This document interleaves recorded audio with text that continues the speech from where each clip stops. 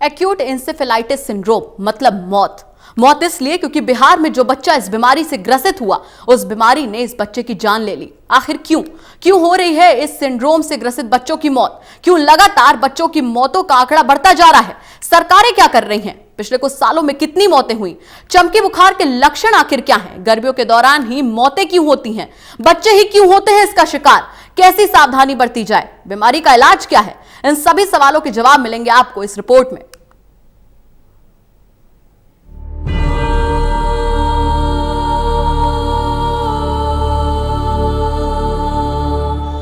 हिंदी में चमकी बुखार कह लीजिए या फिर अंग्रेजी में एक्यूट एन्सेफेलाइटिस सिंड्रोम, दोनों का एक ही मतलब है और वो है मौत। ऐसा हम इसलिए कह रहे हैं क्योंकि बिहार में इन दिनों ये चमकी बुखार कहर बरपा रहा है।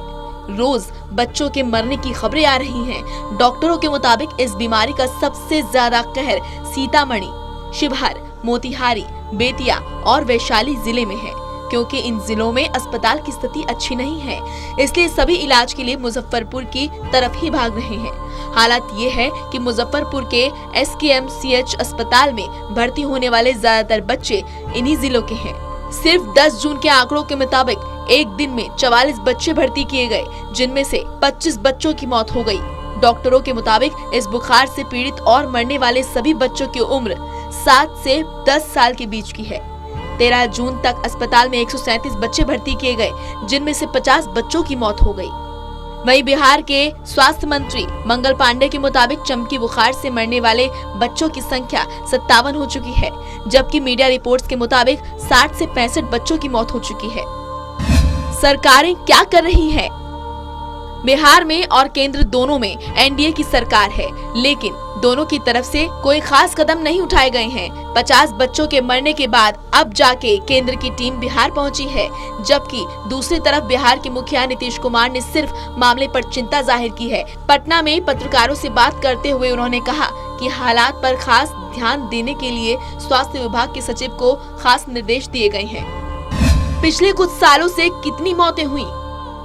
SKMCH के आंकड़ों के मुताबिक इस बीमारी से साल 2012 में सबसे ज्यादा 120 मौतें हुई हैं, साल 2013 में 39, साल 2014 में 90, फिर साल 2015 में 11, उसके अगले साल यानी कि 2016 में 4 मौतें, वहीं साल 2017 में 11 मौतें, जबकि पिछले साल 7 बच्चों की जान गई थी। लेकिन साल दर साल ये आंकड़े लगातार बढ़ते ही जा रहे हैं। चमकी बुखार के लक्षण क्या हैं? चमकी बुखार में बच्चे को लगातार तेज बुखार चढ़ा ही रहता है, बदन में ऐंठन होती है, बच्चे दांत पर दांत चढ़ाए रहते हैं, कमजोरी की वजह से बच्चा बार बार बेहोश होता है, यहाँ तक कि शरीर भी सुन्न हो जाता है। कई मौकों पर ऐसा भी होता है कि अगर बच्चों को चिकोटी काटेंगे तो उसे पता भी नहीं चलेगा, जबकि आम बुखार में ऐसा नहीं होता है। गर्मियों के दौरान ही मौतें क्यों?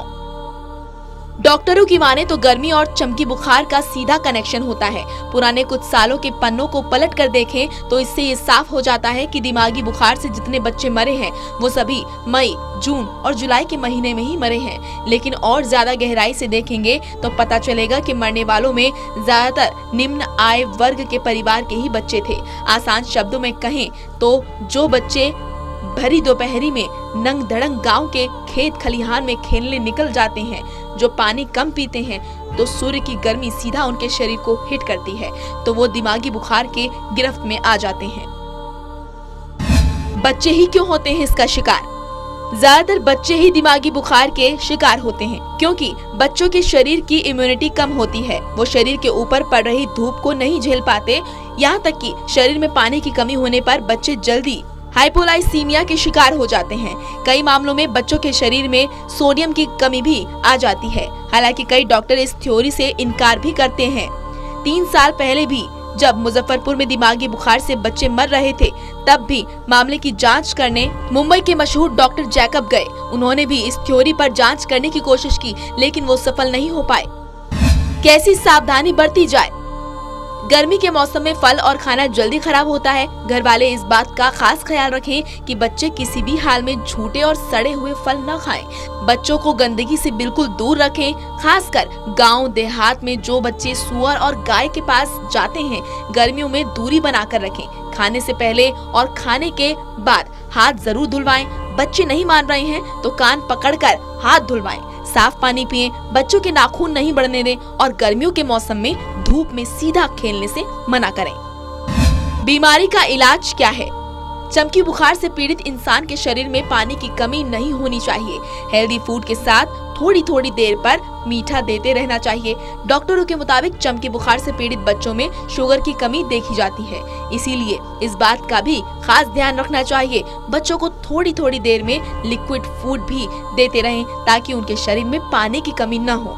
दूसरी तरफ डॉक्टर इस बीमारी का कारगर इलाज नहीं ढूंढ पाए हैं, क्योंकि इस बीमारी में मृत्यु दर सबसे ज्यादा 35% है। इसीलिए डॉक्टर्स सावधानी को ही इसका दूसरा इलाज बताते हैं। Special desk, total news.